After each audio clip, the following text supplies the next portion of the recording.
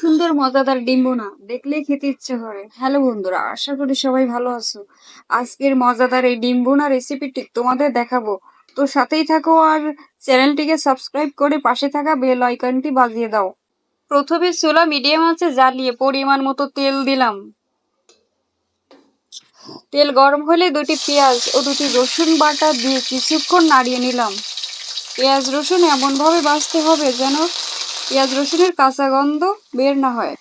এরপর 1 চামচ হলুদ ও পরিমাণ মতন লবণ দিতে হবে, দিয়ে খুন্তি দিয়ে একটু নাড়াচাড়া করতে হবে। এরপর বেটে রাখা জিরে ও শুকনো ঝাল কড়াইতে দিয়ে আবার আরেকটু নাড়াচাড়া করতে হবে।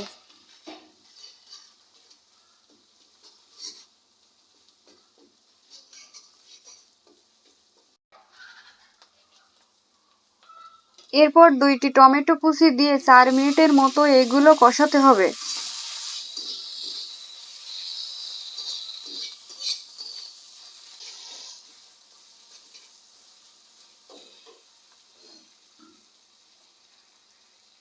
কষানো হলে 1 গ্লাস পরিমাণ পানি দিয়ে 4 থেকে 5 মিনিট গরম হওয়ার জন্য রেখে দিতে হবে।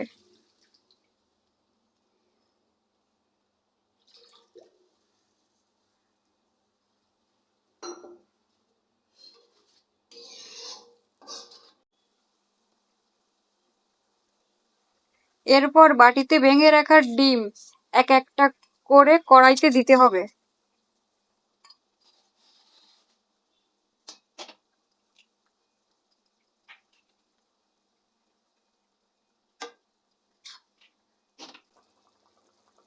দুই মিনিট পর ডিমগুলো আস্তে করে উল্টে দিতে হবে, তবে খেয়াল রাখতে হবে ডিমগুলো যেন ভেঙে না যায়।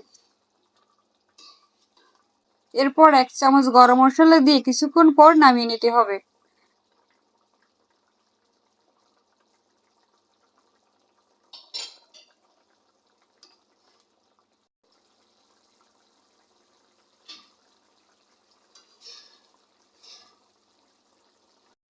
দেখুন কত সুন্দর কালার এসেছে।